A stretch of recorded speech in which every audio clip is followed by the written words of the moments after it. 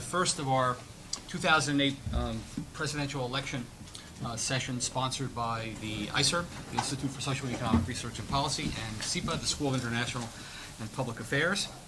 We have an all-star panel here today, referring to my three colleagues, all of whom share one thing in common. They either are a department chair or former department chairs.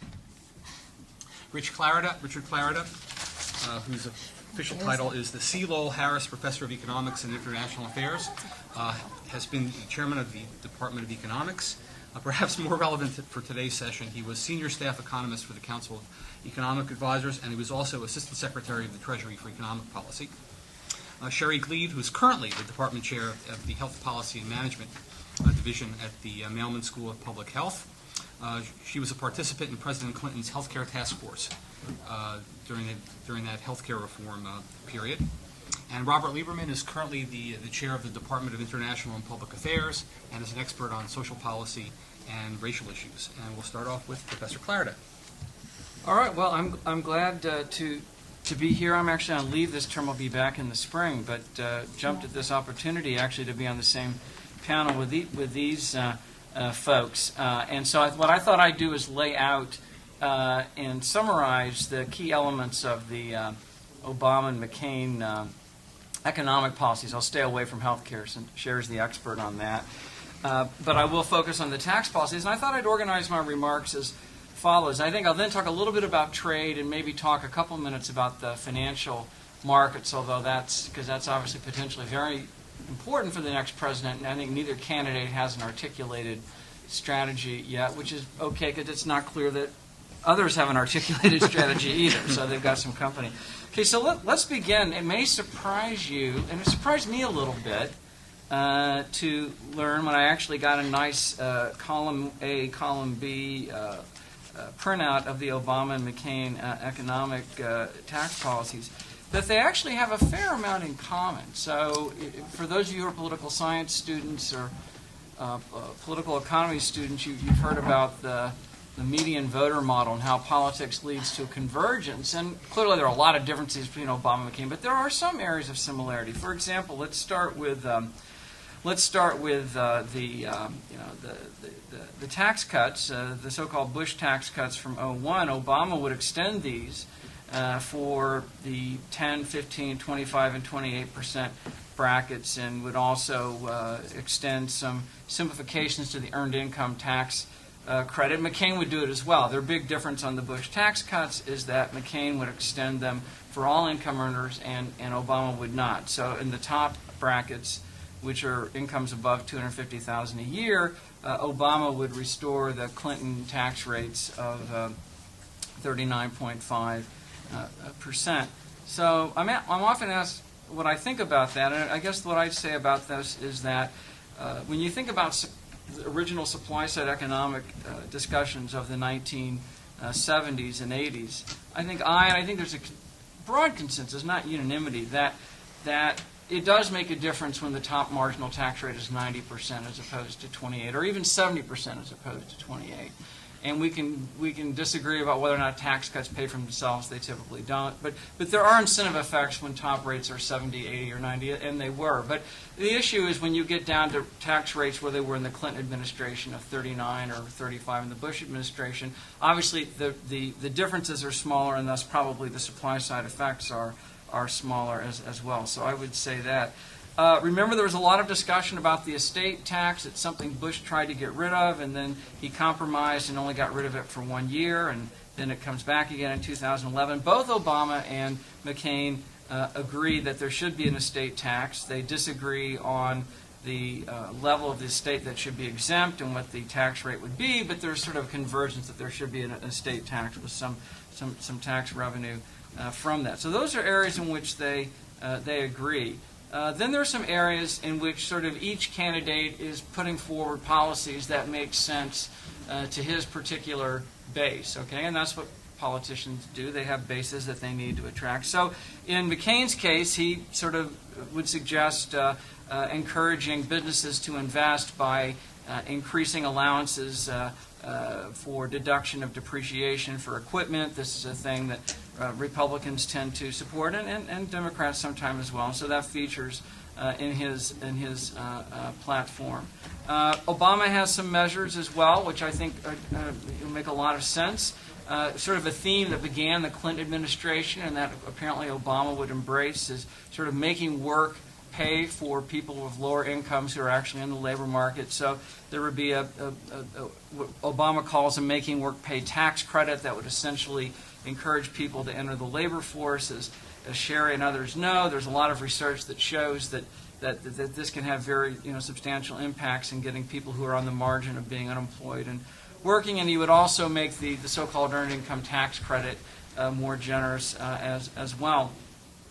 There are a couple of things in Obama's proposal that I was not aware of and that seemed quite sensible to me. He's got essentially a mandatory sort of an opt-out framework for savings plans. So this is already being done by the private sector, but he would essentially mandate so that if an employer has a 401k or a retirement account, that the default would be that an individual would be signed up, and then only if the individual wanted to essentially opt out of it would that occur. And textbook economics that we taught for 25 years basically says that should be irrelevant. It turns out in the real world it's very relevant. It makes a huge difference whether or not people actually elect to sign up for something or whether or not they have to opt out. So this is sort of behavioral economics 101. Obama would do that. I think that makes a lot of sense. And he also has some credits to encourage people of modest incomes to save, to sort of encourage a savings habit.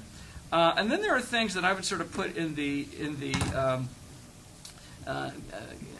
category of what sort of, I don't necessarily want to say pandering, but sort of put a question mark next to them.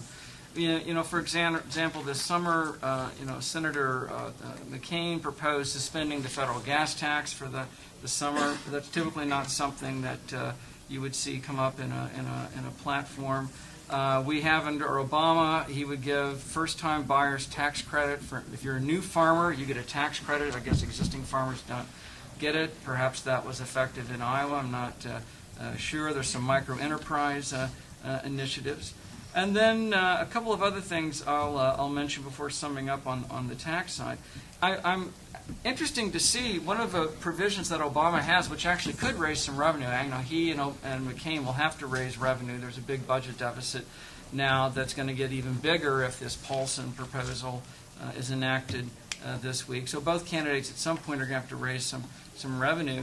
And one of the things in the Obama plan is that he would actually, sounds very, very obscure, but it's potentially important, which is taxing the carried interest. This is essentially a method of compensation that private equity and some hedge funds use to achieve a lower tax rate. And it could raise some revenue. Interestingly enough, some very prominent Democrats recently have tried to stop such measures because it would hurt their constituents. So it's interesting that Obama's actually got that in his plan. And then, of course, the final thing that's gotten a lot of attention is that in order to help close a looming, not present, but a looming imbalance in Social Security, Obama would impose an additional tax on higher income workers to go into the Social Security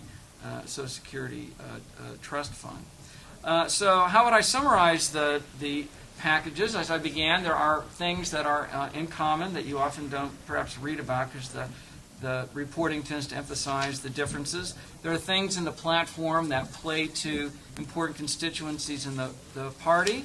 There are some curiosities which got in there for ways that we can surmise. I think it's important to say that neither McCain nor Obama, at least at this point, and certainly if anything like this policy proposal becomes law, neither of them is running on a platform to eliminate the budget deficit. I think they both would want to shrink the budget deficit. It's important to put the budget deficit in context. In absolute dollars, it's a very large number, more than $400 billion this year. As a share of GDP, it's below the average for the OECD, the G7 countries, 2 or 3% of GDP. It's at a manageable number now. I think, as others on the panel may want to comment, I think the issue in fiscal policy in the U.S. is not the budget deficit for 2010 or 11. It's where it will be really at the end of the second term of the next president, 2012 2018 or so, which is when the demographics in the country start to turn. It impacts healthcare, it impacts Social Security, and then you actually are talking about real substantial numbers, and that gap at some point will have to be closed. And as far as I can tell, neither candidate would put us on a path to address that. Let me talk a bit about trade and then a bit about the financial markets. I think there was probably more to talk about with regard to differences between the candidates on trade back in February or March than there is now. As you probably know, Obama in the primaries actually took a pretty tough line on trade, at one point saying that he would invoke a 6-month opt-out provision in NAFTA. At one point he said he would want to use a hammer, quote unquote, in the negotiations. And upon getting the delegates that he needed to clinch the nomination, he gave an interview to Fortune magazine where he basically said, well, you know, I was exaggerating and now I don't intend to use a hammer.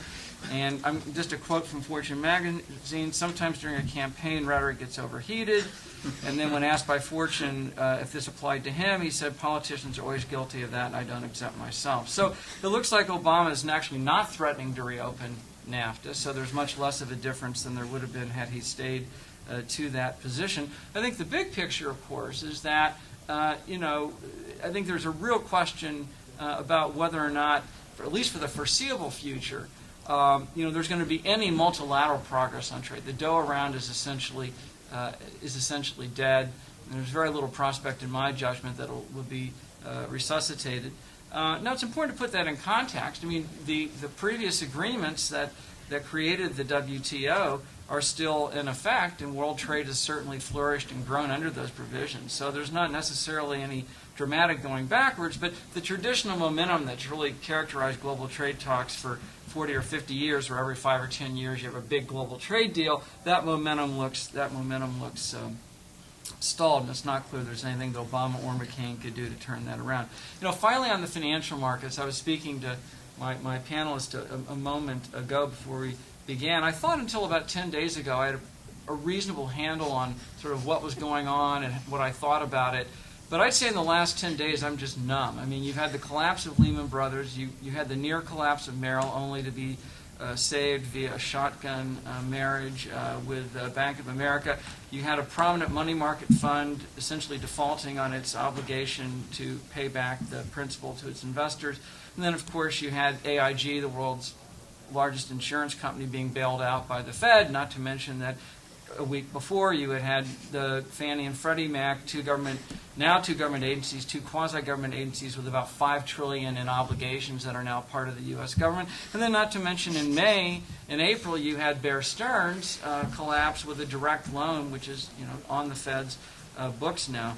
As a result of all this, and I think it's fair to say that until recently there has been no master plan. So when I go to cocktail parties and people say, Rich, what do you think about this? What I say is, you know, just like that line in The Graduate, you know, at the beginning of Dustin Hoffman when he says, you know, plastics. Well, the key thing is that there has been no master plan. I mean, it's not like it's the Wizard of Oz where they're going to reveal this. I think now, as a result of sort of a step-by-step, crisis-by-crisis reaction, Paulson has laid out a master plan, you know, that may be enacted this week. But we're in totally uncharted waters now in terms of the direct responsibilities of the Fed and the federal government to support the capital markets. And it's just too soon to tell what this means. I think one thing that makes it potentially interesting to the next president, and then I'll hand it off to Sherry, is the fact that today it was announced, and it didn't get probably the attention that some of this other stuff did.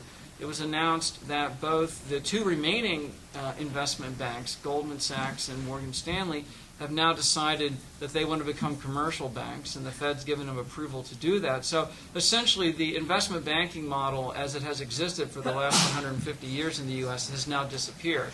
There will be no freestanding investment banks of any size. They'll all be big commercial banks. Now what does that mean? Well, what it means is that means they'll be directly regulated by the Fed and by the Treasury, because the Fed and the Treasury have oversight over so-called bank holding companies, and they would both be organized in that way.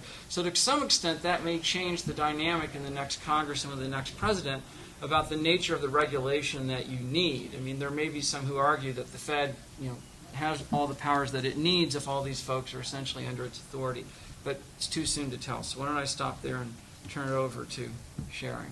Professor Glied. Thank you. Okay, so healthcare is probably the single big leftover domestic policy issue that sort of there's still a playing field for somebody to do something here, and there's ample reason to want to do something for whichever perspective you're coming from. I think when I started in this business about 20 years ago, it was possible to argue that the U.S. healthcare system was just a variant, a different way of organizing healthcare, and there were advantages and disadvantages. The last 20 years of numbers just make us look worse and worse. If you look at the performance of the U.S. healthcare system right now, it's pretty dismal from almost every perspective that you can look at it from. At the same time, one of the respects in which it is dismal is that we have this looming crisis with the Medicare program. If we worry about the aging of the baby boom population, what's going to happen, a big part of that fiscally is the Medicare program. So there's ample reason, no matter how you look at this, to think about doing something with healthcare, however you may focus on what the problem with healthcare is. Now, Rich was talking about how the two candidates' plans in terms of domestic policy are in some ways not so dissimilar from one another. In healthcare, they are very different from each other, and they've taken very different perspectives. And I think it's important when you look at their healthcare plans in both cases to think of the plans as as primarily rhetorical. Neither candidate believes that the plan that they haven't put forth a plan that they actually intend to pass via legislation.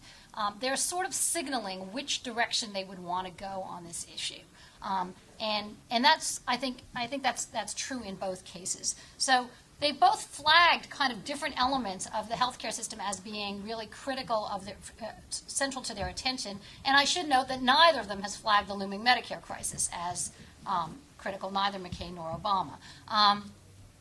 Obama, I think, has flagged essentially insurance coverage as being the single most important problem with the system. And I think I would say that there are good reasons for choosing that as the number one problem.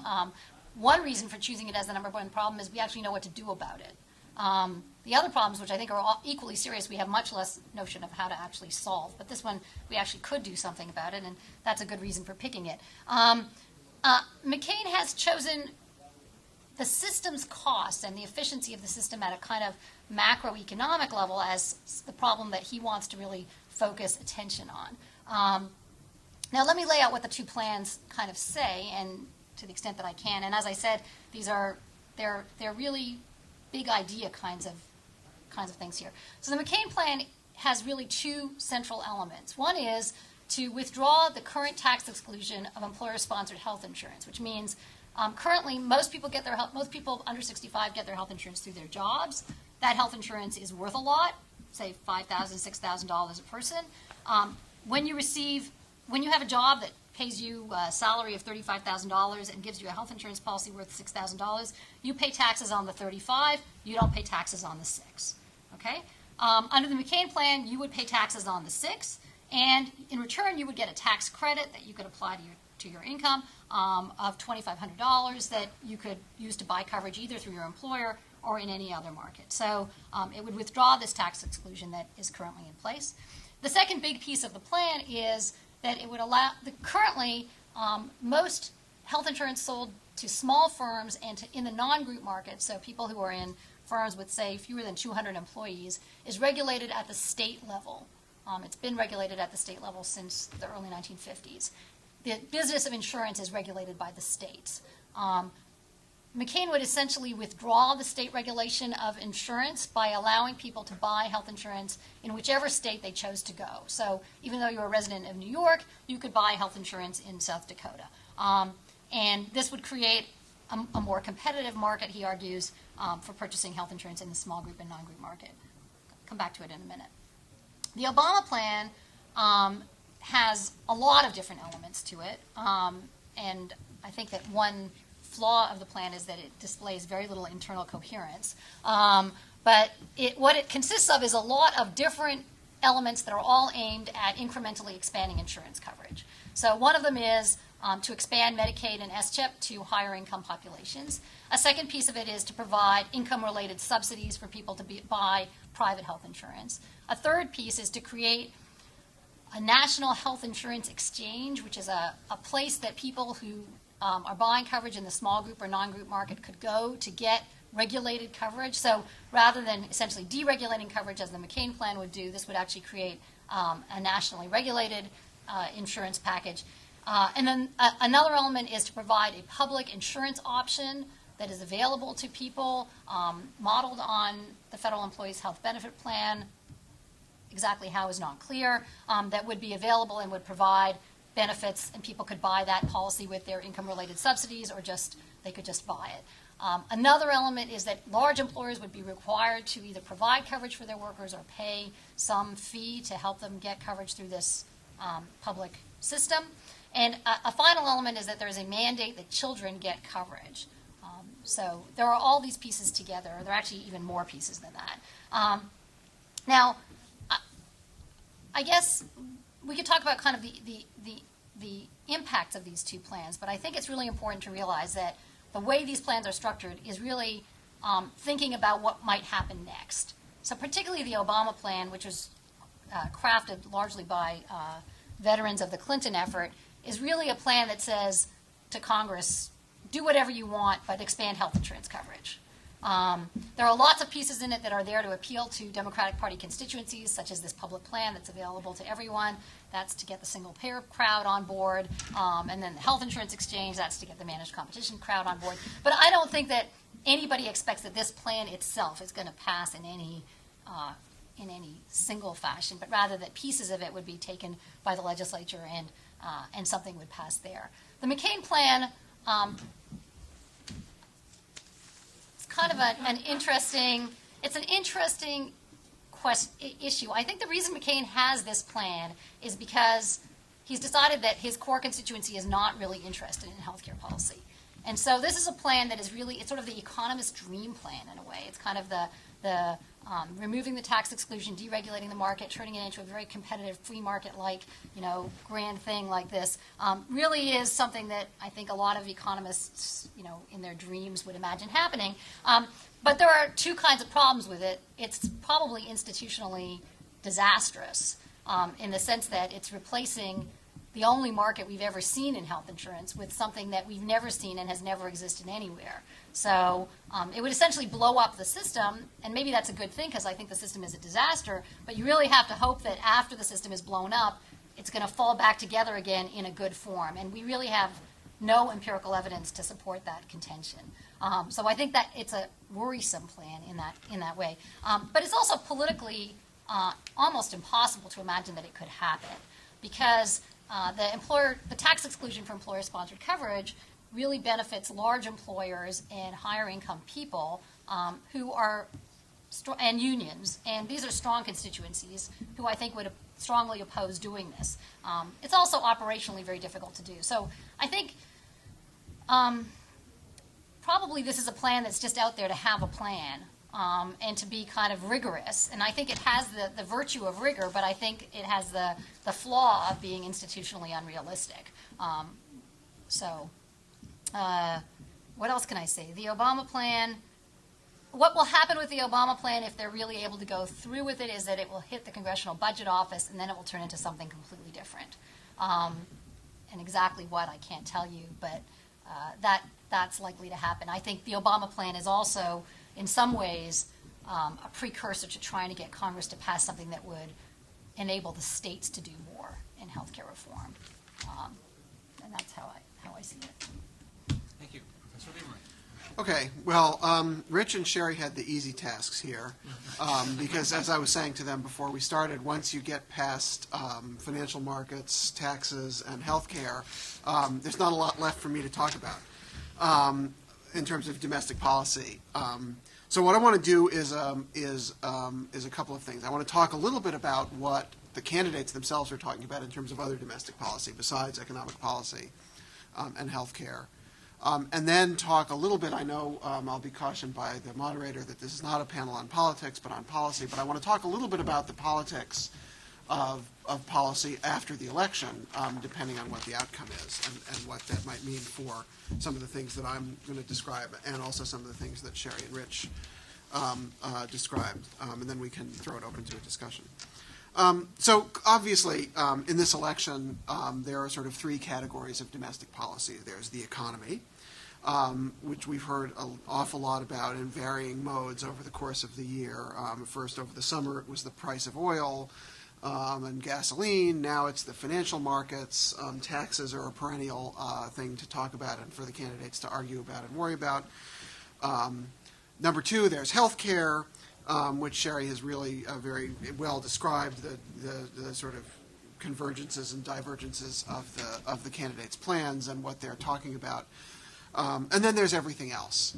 And the problem in sort of comparing and contrasting the candidates in this everything else category is on the economy and on health care, there are sort of an agreed upon set of parameters that each of the candidates have to have something to say about. Everyone has to have something to say about taxes. The Bush tax cuts, what I will do about taxes going forward. Everyone now has to develop something to say about the financial markets and the banking industry and the regulation of investments. And they'll figure that out presumably before the end of the fall. Everyone has to have something to say about health care because everyone recognizes that that's a core issue that people are concerned about and that the new president is going to be called upon to try to do something about. Whether they succeed or not is another question. Beyond that, there are not a lot of fundamental social domestic policy issues that the candidates even agree that they both need to talk about. So we're looking at in this residual category, which includes sort of everything else. We're looking at a sort of imbalance in not just in what the candidates are saying they're going to do or what they support, but in even what's on their own agenda of things to discuss. There's a lot at stake objectively. There's lots of policy out there that in the policy world, in the political world, people are talking about, and there are things at stake that may or may not happen or may go in different directions depending on who's elected president. But it's not even clear if you listen to the two candidates what those things are, and in a lot of ways they're talking past each other. One of the things that we have to remember when we're talking about any of these policy issues, and I'm going to come back to this in a few minutes, is that we're looking at the certainty, near certainty, almost certainty, all but certainty of a Democratic Congress. Democrats will probably, no matter what happens in the presidential election, gain seats in both the House and the Senate. So Congress will control the Democratic Party will control the Congress. And if Obama wins, that means the unified Democratic control of the two branches of the federal government for the first time since 1993 and 94. Which for all you Obama fans out there should be a cautionary tale, but I'll have more to say about that in just a minute. So let me talk a little bit about what you'll find if you listen to the candidates, look at their websites, and sort of pay attention to what they're saying about domestic policy. If you look at Obama, first of all, about whom there's more to say on this score, Obama outlines a fairly active and broad list of a sort of litany of proposals of things that he is worried about or says he's worried about on social and economic policy, and all kinds of plans and policies that policy things that he wants to do in order to address this wide range of issues. It's in a sense a fairly Clintonian list. That in the Bill Clintonian sense, not necessarily the Hillary Clintonian sense. That is, it's comprehensive. There's an enormous number of things. It's very wonkish. If you read through the stuff on the Obama website, for example, about domestic policy, it's very policy wonkish. Lots of very precise things that he's worried about. Some big, broad, rhetorical things that he's worried about, but also very precise policy levers that he wants to pull. The earned income tax credit, a whole range of things like that. And it's a fairly, you might use a word that sort of became a dirty word in the 1990s when we were talking about these things. It's a fairly triangulated list of things. This is not the old, Lyndon Johnson, sort of liberal, great society, next coming of the New Deal kinds of things. These are tweaking, moving a step or two forward on things that have become part and parcel of the Democratic Party agenda over the last 15, 20 years. And if you look at the categories, but still, if you look at the categories of things that Obama is describing, it's a pretty comprehensive Democratic Party, left of center list. Civil rights, education, immigration, urban policy, poverty, Social Security and aging. There are lots of categories in there, and I think the most telling ones and interesting ones for us to talk about are urban policy and poverty.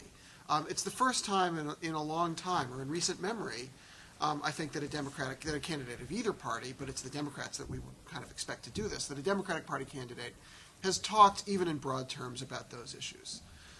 Whether anything will happen on those issues in a meaningful way is another story, but I think the fact that they're in Obama's ambit is worth thinking about. One thing I'll say, just in response to something Rich said, I think there's no question that Rich is right, that if you look at this array of policies, addressing the budget deficit is probably not on Obama's list of stated priorities.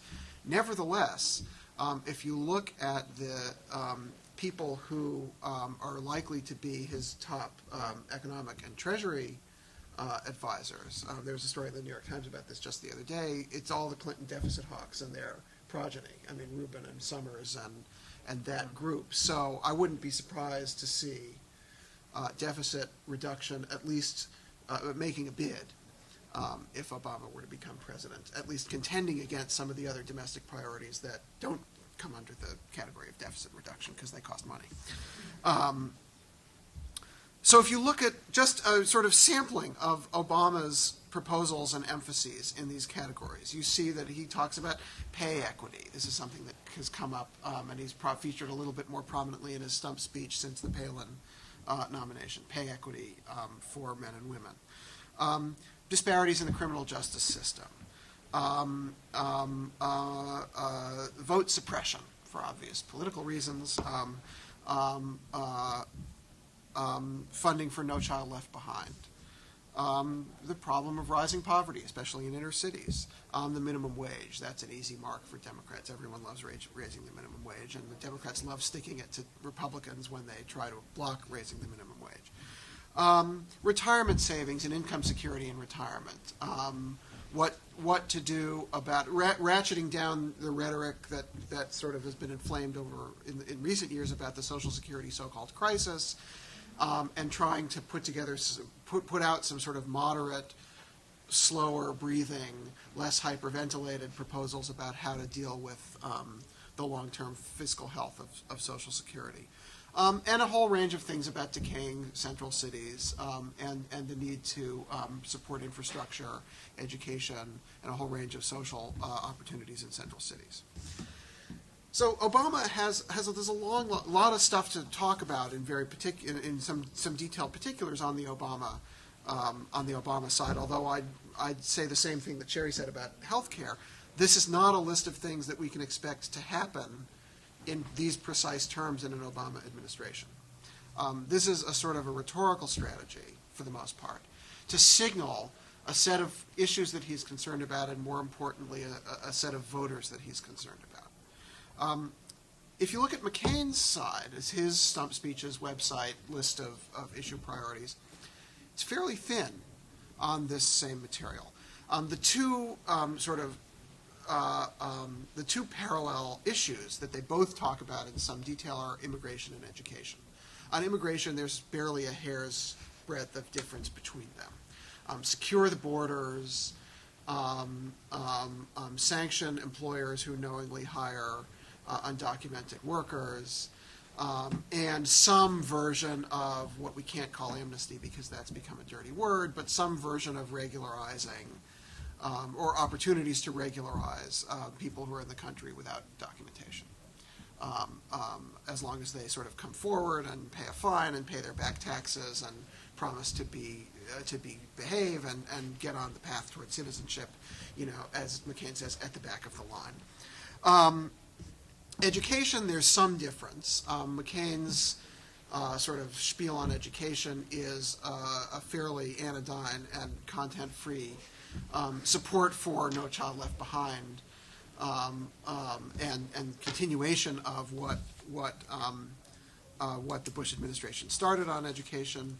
Obama is a little bit more critical of No Child Left Behind, but doesn't really talks more about sort of fully funding it rather than rolling it back. Beyond that, McCain's all of these other categories that Obama talks about in domestic policy, poverty and Social Security and urban policy and civil rights, are not so apparent on the McCain side. McCain's other domestic policies, not really social policies, but the other kinds of domestic policies that McCain talks about are things like values, Second Amendment rights.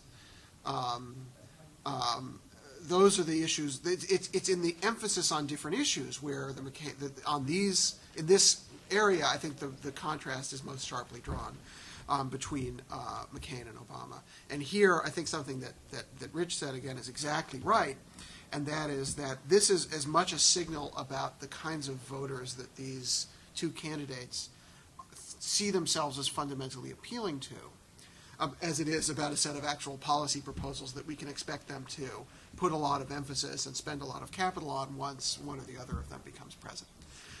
That is, if you think about the Obama policies and the Obama base voters, that is urban voters, voters on the coasts and in big cities, the African American community, which is off the charts, you're polling at 93 to 95% for Obama. If you think about the constituencies that Obama is after, those are the kinds of issues that will appeal to those constituencies and energize those constituencies. The same thing is true of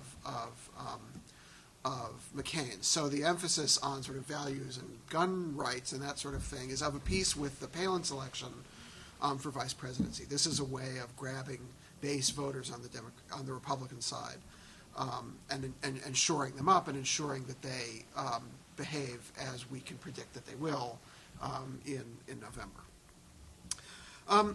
The last thing I want to talk about is now that we've got these sort of sets of proposals and agendas, rhetorical or otherwise, laid out on both sides, what's likely to happen given the outcome of the election?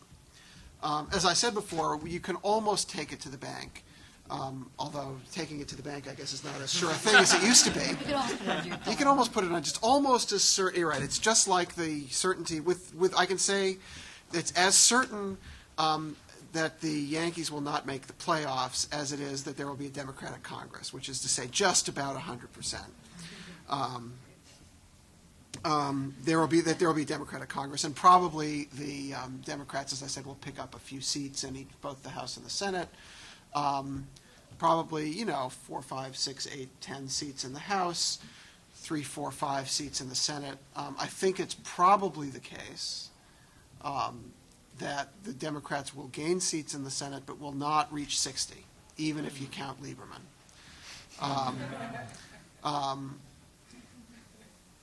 So that I think it's unlikely that the Democrats will have the votes to stop a filibuster by the Republicans if they want to filibuster anything that they choose. So that's the world we're looking at. So we're either looking at an Obama presidency with unified Democratic control of the presidency and Congress, but without a filibuster-proof majority in the Senate, or we're looking at a sort of recurrence of the situation we're in now, which is a McCain Republican presidency with a Democratic Congress that's with even bigger majorities, or somewhat bigger majorities than it has now. I think that's one of those two is likely. So the question is, what happens under those two scenarios? Under the McCain scenario, it's hard to see a lot of concerted, serious action on some of these things. I mean, everyone has some zones of agreement, and I think in each of our three presentations, there are some small zones of agreement between the Republican and Democratic outlooks on these things, and there will be a fairly strong amount of pressure on both the Democratic Congress and whoever's elected president to accomplish something, at least early in the next administration. So there might be some movement on some things where both sides can sort of costlessly agree on either incremental tax proposals or some incremental enhancements of things already underway in the healthcare thing. I don't know, Sherry might want to say something about what that might look like. But I think it's safe to say that in a McCain presidency with a Democratic Congress, you're not going to see lots of the things that McCain is talking about sort of come to fruition. The more interesting scenario, in a way, is if Obama wins. And this, as I said, is a cautionary tale for Obama. It should be a cautionary tale to some degree for Obama supporters. The last time we had unified Democratic control of the Congress and the presidency was the first 2 years of the Clinton administration, 93 and 94. We all know that was not the most, despite Sherry's efforts, it was not the most successful moment for the Democrats. The health care thing didn't go so well. They did pass NAFTA, and other things happened. It wasn't that nothing happened. That was, and deficit reduction was a very important accomplishment of that. And that came under Republican control. That was after control of Congress switched. So it's not that nothing happened in the first 2 years of the Clinton administration, but that was the first time, in 93 was the first time that there had been unified Democratic control since the Carter administration. And there was a lot of sort of euphoric expectation on the part of Democrats, in both the professionals in Washington and us sort of amateur observers outside, that finally the logjam was going to be broken and all of these great things, if you indeed believe that they were great things, were going to happen. And not so many of them happened. So what might happen? There's some low-hanging fruit out there. So there are some sort of easy things that I think Democrats under unified control could do that would be reasonably popular, not impose a lot of costs on anyone, not provoke a lot of opposition. You know, you can pretty much take it to the bank that the minimum wage will go up again. I think Obama says he wants to raise it to $9.50 by 2011 or something like that. Whether that number will happen or something else, that's easy. There's some talk about revising employment discrimination law to reverse some Supreme Court decisions over the last couple of years that have made it harder for aggrieved employees to file discrimination lawsuits if they feel that they were discriminated against at work. That would probably happen under unified control. There'd probably be some reform of the Department of Justice voting section, where the emphasis in enforcement of the Voting Rights Act has shifted a lot in the last 8 years from voter access to prosecuting voter fraud, of which people are hard pressed to actually find any examples. That might swing back a little bit in the other direction. There would probably be some additional money put into relatively popular and uncontroversial programs, at least uncontroversial on the Democratic side: Head Start, the Community Development Block Grant, the Earned Income Tax Credit, some early childhood stuff where there's a fair bit of evidence building up that those kinds of interventions actually work. And I should say that the people I know in the sort of evidence-based policy community, especially on early childhood, seem quite optimistic about the receptivity of Obama and his people to what we in the policy trade call, evidence. That they want to know what works, and they want to try and craft solutions around what works. That may be true of the McCain people too. I just don't have so many connections on that side. So, things like that. So there's some relatively small bore, what you might call low-hanging fruit kinds of things that we can probably expect to happen under an Obama administration. Other things, the bigger things, the big healthcare thing, even the big tax reform things that Obama is talking about, and some of the other sort of major initiatives, I think are much harder. First of all, the Republicans will probably retain the filibuster option in the Senate. Now, unlike 1993 and 1994, this is a Republican Party sort of that's on the run. That was a Republican Party 15, 16 years ago that was on the rise, and was probably felt itself to be much more empowered then than it does now, especially after what would be the demoralizing effects of a presidential defeat. But I don't think we can expect the Republicans to lie over and roll over and play dead for a long time. And one of the things we've learned about the Democratic Party, even in office, and especially in office, is that it's very hard to get them to agree on things. Will Rogers, the great political humorist, was once quoted as saying, "I belong to no organized political party. I'm a Democrat." So I think we need to take account of what will be a complicated sort of political landscape, even if the Democrats win, even if Obama wins. And that will color a lot of what happens after the election. Thank you. I'll just ask one question about the economy. How much of a damper will the added $700 billion of debt put on the Democrats? Well, I think I should say that this is a very unusual operation that Paulson has in mind, because what he's going to do is he's going to buy at a discounted price very hard to value illiquid securities. And so this is one of these things that could have two very extreme outcomes on opposite sides. He could either buy the stuff at a low price, sell it in 5 years, and actually show a profit. While the Treasury holds this stuff, it's paying an interest rate that is vastly in excess of the T-bill rate at which he's issuing bonds. So long as the securities don't collapse, the government's actually generating revenue every year. And so but then the other scenarios, you pay too high a price, the stuff collapses in value, and then it's a huge hit to the taxpayer. So I wish I had some wisdom. The short answer is that Paulson has two competing and totally opposite objectives. One objective in the legislation would be to, quote, protect the taxpayer, in which the Treasury has an incentive, either itself or through its agents, to strike a hard bargain with the banks and pay a really low price for this stuff so that there's a greater chance that it rebounds.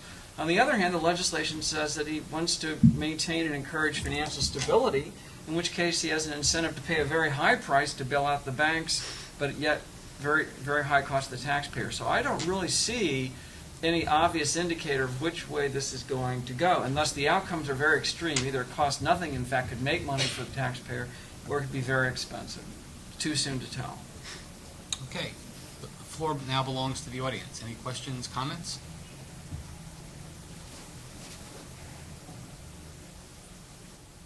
Yes.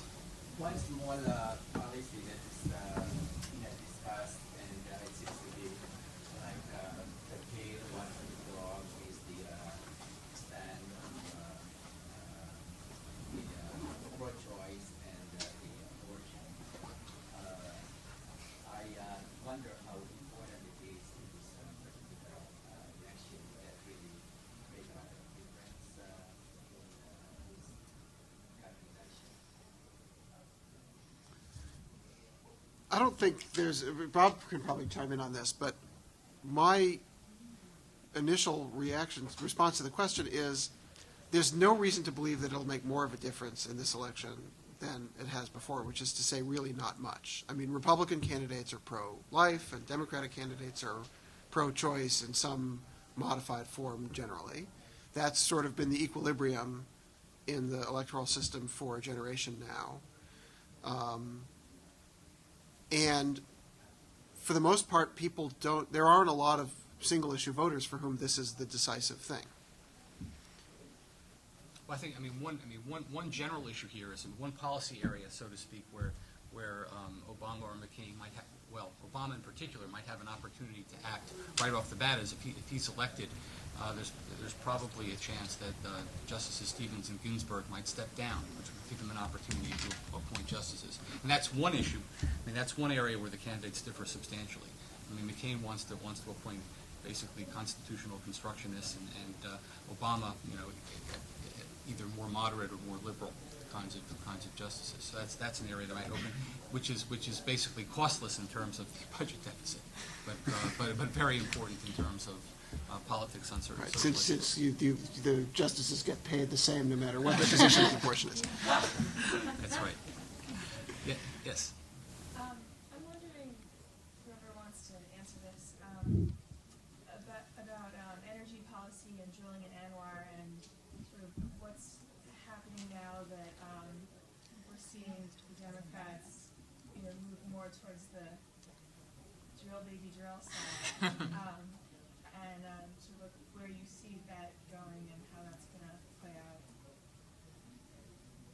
Well, quickly, as I understand it, McCain is actually against drilling at Anwar. That's been his public position. Obviously, Sarah Palin's all in favor of it. He was. Oh, I'm He was sorry. opposed That's in inoperative. 2000, Okay. but, Historically, he has been against. Right, but Yeah. I think now he's saying that he's. Okay. I mean, the drill baby drill thing, I actually think might have. He was against it before he was for Yeah. it. Yeah. Okay. I wouldn't make too much of the Democrats' apparent move in the last couple of weeks. I think that's entirely tactical. I mean, I don't think anyone believes that. I don't think the Democrats are going to move in the direction of an energy policy that says we need to just drill our way out of what's really a long-term energy climate change problem. Now that's easier said than it's easy for me to say that, but that just highlights the sort of the conundrum of this as a policy area. This is an extremely long-term problem, both energy security / independence and environment and climate change. Right? These are things that require extremely long time horizons. We have to do some small and some large things now that are not going to really pay off for a generation or two, that are going to be costly now, right? Probably the best long-term energy policy is to keep the price of gasoline above $4, which no one is going to come out and say publicly, right? Because that'll actually have an impact on changing people's consumption patterns and change the equation. Short of that, and for politicians, especially these people now, their time horizon right now ends on November 4th, right? They will do and say what they need to do and say as close as consistent as they can with, what they've said before, to get themselves elected, right? So what you see the Democrats doing is entirely tactical, right, with that in mind. Where that comes out in the long run, it's hard to say. In order to act in those areas, it requires that people not be distracted and numbed by the current financial crisis, and it could be the long-term effect of that is basically to kind of push those issues aside until things settle down to a point where they can be addressed further.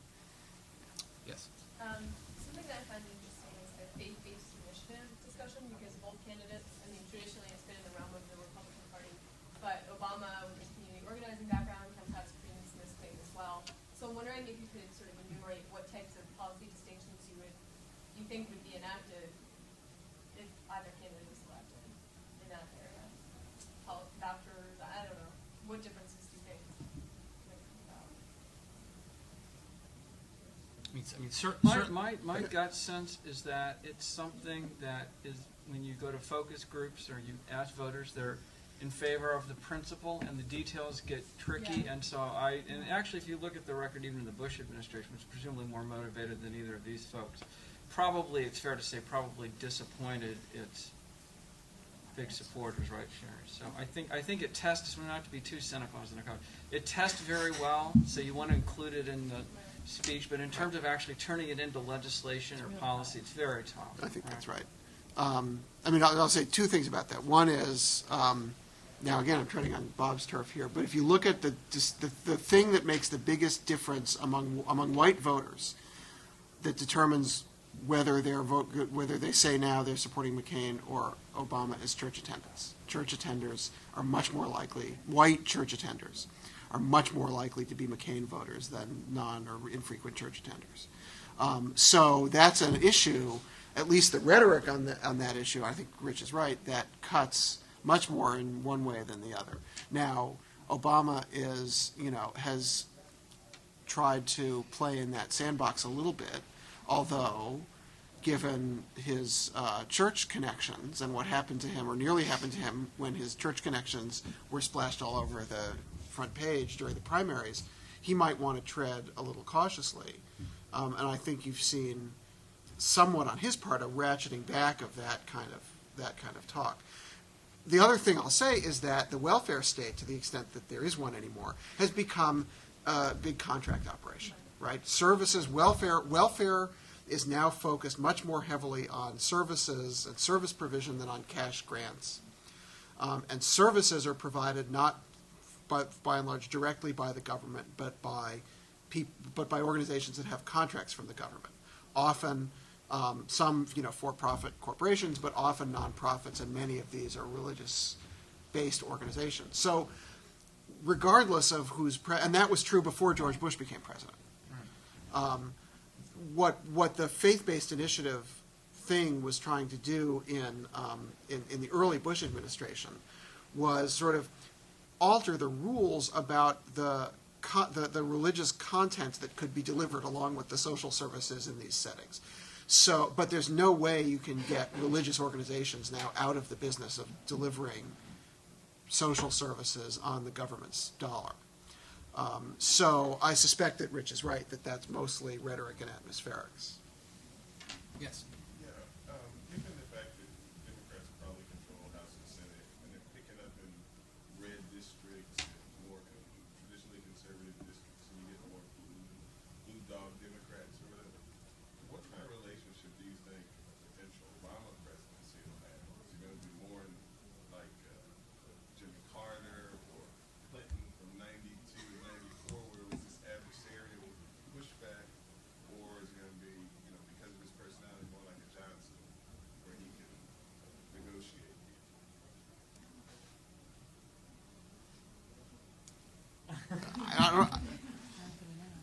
I don't think we know. I mean, Sherry's right. I don't want to dominate the conversation here, but I mean, there are a couple of things. First of all, we don't really know whether Obama is more like Carter or more like Johnson or more like Clinton.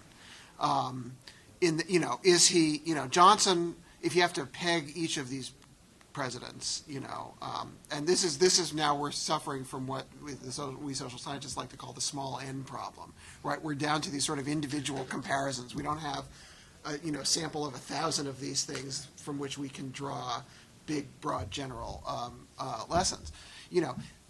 Johnson was a master legislative wheeler dealer. Carter was a sort of cold and unfriendly, smart but had no sort of skills, and Clinton was all skill and all triangulation so it's hard to know what Obama as an individual president is going to be like. I think that's right. What we do know is, and you're right, that the Democrats, the new Democrats who were elected to the House in 2006, that allowed the Democrats to gain a majority in the House, were elected obviously from districts that had previously elected Republicans, and so tend to be, on the whole, less liberal than the previously sitting Republicans in the House. That said, it's still the case that the parties in Congress are extremely polarized. Congress consists largely of liberal Democrats, conservative Republicans, and not that many people in between. That's not going to change dramatically, although you're right, the new members of Congress, from the people who elected in 06, assuming that they mostly get reelected, and new Democrats elected to districts that previously elected Republicans this time around, of which there will be a handful, are more likely to be worried about seeming too liberal than the sort of established sitting Democrats. Perhaps I could jump in here. I've never met Obama or McCain, so I'm just going off what we see in the newspapers. But it does, and of course, remember, Johnson, in addition to knowing everybody and every dirty little secret about all the people in the Senate, already had a huge mandate. I mean, I think Obama's most optimistic polls don't show a replay of 64. Right.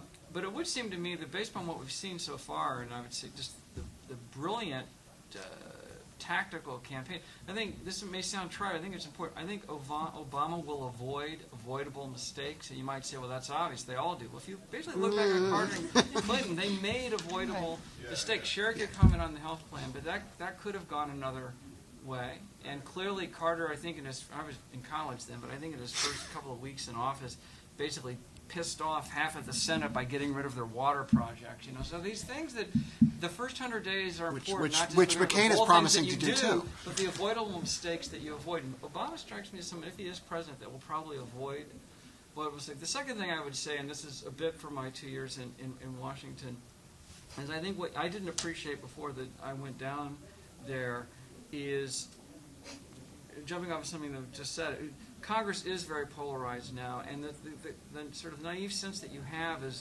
is a lot of issues come down to where the country is, or 51-49. But to get anything done in Washington, including turning on the lights, you actually have to have 60 votes in the Senate, not because of what's in the Constitution, but by the tradition of the body. And so it changes the dynamic for getting things done. And in particular, there's some very powerful personalities now between Barney Frank in the House and Dodd and others in the Senate who have been working these issues, who have world-class staffs, and who are not going to automatically be bowing and scraping even for an Obama administration. But I do think, based on what I've seen, I think the chance for Obama is that he can avoid avoidable mistakes, and that's a real positive.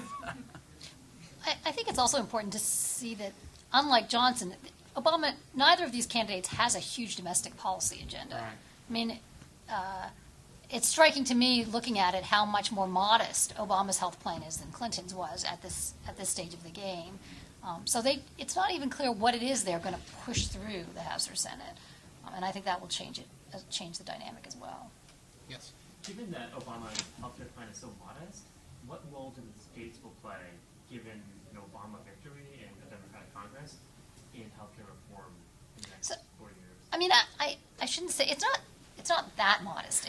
It's going to try and cover lots of uninsured people, and that's a good thing. So I think it's a good thing. And so in that respect, it's not that modest. It's just that he stepped back from calling for universal coverage, or actually putting in a plan that was really going to push to universal coverage. So that was that's a tactical decision. I think one of the questions going forward, especially because I don't think it will be possible to get anything really big through Congress, is to what extent the federal government will empower more states to pull in Massachusetts. Right? Massachusetts was essentially something that happened because of a federal-state deal. They were going to lose a bunch of money if they didn't move to universal coverage, and the feds have put some money in there. If that model could be extended a little further, which could happen through S-chip increases and various other things that the feds could do modestly. In decent economic circumstances, 6, 7, 8 other states would push in that direction. That would actually make a big difference, I think, in terms of U.S. healthcare policy. So I think in some ways that's what you're laying the groundwork for. Yeah. I think of myself as someone who reads the daily press very thoroughly. And what bothers me, what troubles me, is the fact that I haven't read a single impressive analysis of the highly unethical genesis of the below prime fiasco. An awful lot of things have been written about it, but something that tells me how it all began. Where was it? And what caused it? Now, I have dreamt a perfectly good formulation of what brought us to that point. And I would like to know if that raises some reaction in the minds of the four of you. I envisage a low senior executive in one of the huge financial institutions walking into the chairman of the board office and saying to him, I think that we are possibly missing an extraordinary opportunity of making more money, and real money. And that is by taking a close look at millions of Americans who abide by the great American creed of wanting to own a home. And they do not own any home because, in effect, they cannot afford one. Or nobody has ever explained to them that maybe that's not quite true. Maybe they could afford it, if only they knew all the facts. And there is a way, in fact, to structure a legal yet highly unethical, and as long as it's legal, there is no reason why we should not lead. And that is, in effect, to design what ultimately became this plunge into taking advantage of the fact that potentially there's so many people who would like to own a home. And the chairman of the board said, terrific. We should have done it long ago. But that's all right. It's not too late. And that became the start of the masterfully crafted scheme that led us to the fiasco of the Glied of today. The greed, the unethical nature of much of the business that goes on at these levels of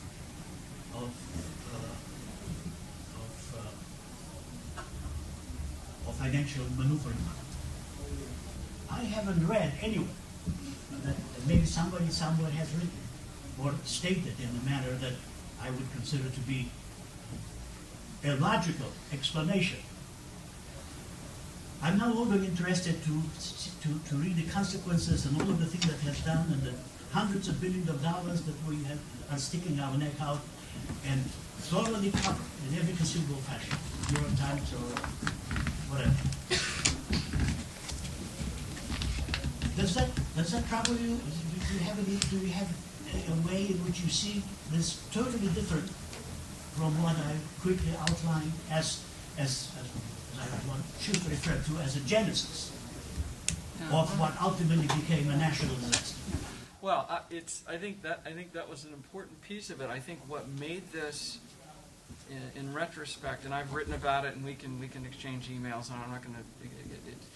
In essence, 4 or 5 things had to happen for this to occur the way it did, and to some extent there were some sort of historical trends that were coincident. In some cases, it was just a matter of timing and bad luck. You essentially had 4 or 5 things come. That was one of them. What was considered an innovation in securitization. The people making the loans actually didn't hold the loans. They sold them. The people buying the loans didn't do any due diligence because they outsourced it to the rating agencies. The rating agencies were being paid by the people issuing the bonds. The regulators thought that the investors were doing the due diligence. And then finally, and just to finish, the entire premise of the dynamic in 05, 06, and 07 was that, and I was in meetings both in Washington and in investment firms in which people were saying, this is going to end unhappily, but no one saw the disaster. Why? Because the presumption, Greenspan said this publicly, others have said this, the presumption was that in this new securitization model, it was called the originate and distribute model. All this mortgage paper was around the world in vast pockets. No one had any big concentration. As it turned out, it wasn't distributed. So we had the worst of both worlds where no due diligence was being done, vast quantities of paper were created. In the end, it was a game of hot potato. In the end, all the big financial institutions downtown were not able to distribute it. And so, yeah, that was part of it. I would only add to that, and I'm treading on Rich's area of expertise here, but the tragedy of this whole situation is I think Rich's explanation is probably when someone does, once we're a little bit distant from it, write that account that you're looking for, will be something like that there's a lot of people at fault, and that this is not that there aren't any villains in the story, but this is a systemic failure. Yeah. But the tragedy of the subprime crisis, as I see it, from a sort of domestic social policy point of view, is that it comes exactly as you say, partly from the impulse on the part of investment firms to make a lot of money, but it's built on an infrastructure that's aimed at increasing home ownership, right? That's what Fannie Mae is there for, is precisely to securitize mortgages at the low end so that people who wouldn't otherwise be able to afford the credit to buy a house can afford it. And to the extent that we think that that's a good thing, which is debatable, But to the extent that we think it's a good thing to make home ownership more widely available and available in slices of the economy where it wasn't available before, that's probably been set back a long way by this crisis. And that, I haven't heard a lot of discussion of that. Do you want to follow up quickly? Yeah, very quickly. Very quickly, please. I disagree with you, Dr. Burke. There are no evil in this. That all of this is somehow or other the result of the lack of data, lack of information, the way records were kept, the way information which otherwise had been available would have prevented it. I think there has been an awful lot of evil, and what I'm looking for, I want to find out an explanation of the precursor of all this, not what happened concomitantly as night sessions kept going on, night after night. The decision to go into this in a manner in which they did cannot possibly have occurred without some. These are very, very rich institutions. They did not manifest much hunger, much need for finding that one piece of opportunity, which somehow or other hasn't come across.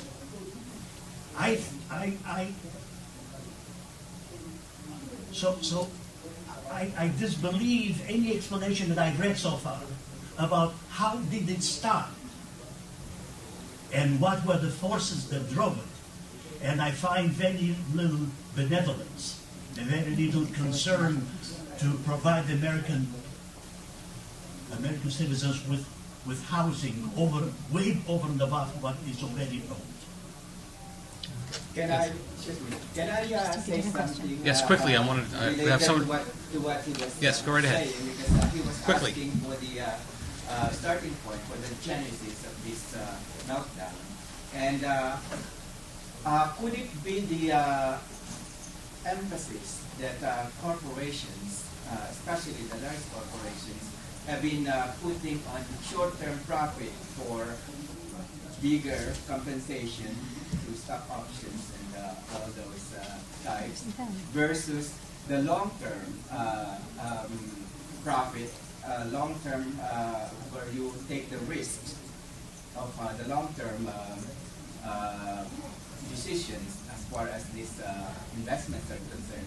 Would that be the precursor that he was referring to, the emphasis on short-term versus long-term? Well, I mean, it's certainly. I mean, being a non-expert on the intricacies of the economics of this, I mean, it's pretty clearly the case now. The big challenge is that for some reason, whatever the cause is, the market isn't working right. But the big question is going forward is that is that even conservatives have been calling for regulation, and the point here, the real puzzle here, is to figure out what kind of regulation system should exist to deal with these kinds of underlying.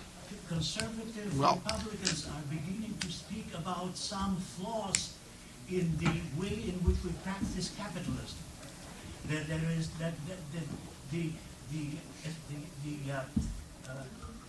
I think the bottom line is here. There are a lot of conditions that went into this. There may have been some fraud or some unethical behavior. I'm certainly willing to believe that there was. But I think, as Rich said, there are lots of conditions that had to be in place for this to happen on such a colossal scale. And I think it'll take a long time for economists and historians to sort out what those conditions were and what were necessary and what were sufficient. And if the scale was half of what it is now, that would have been all right. It's the scale that is so awesome, that is drives us. Set aside that for a minute.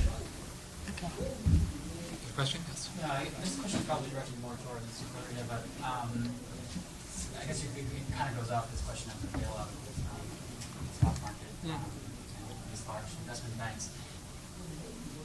Both presidents, whether or not they want to address, both candidates, whether or not they want to address it now, are going to face issues that ultimately relate to this question of American consumerism, be it what we buy for houses or the transportation infrastructure that is failing and needs hundreds of billions of dollars and maintenance and repair, to healthcare, which if we let it go, still is going to cost this country money and Social Security, and these add up to hundreds and hundreds of billions of dollars. Trillion. In the in the short-term foreseeable future, where's the money going to come from if we're not going to raise taxes or eliminate large social programs?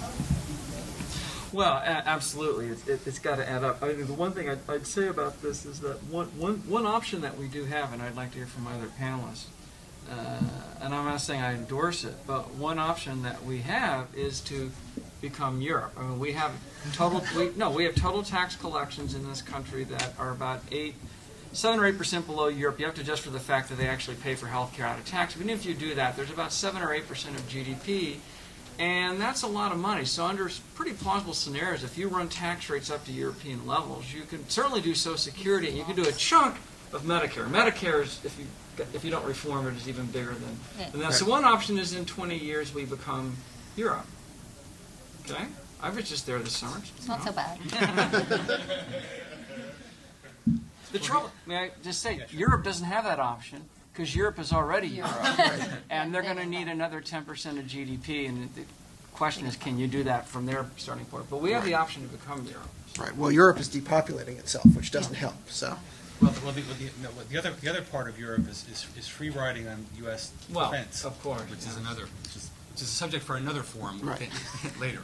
Yes. What kind of camps do you see starting after the election to push health care? You see like a Hillary camp and a kind of AARP camp. I mean, what are going to be the forces that, in addition to President Bush?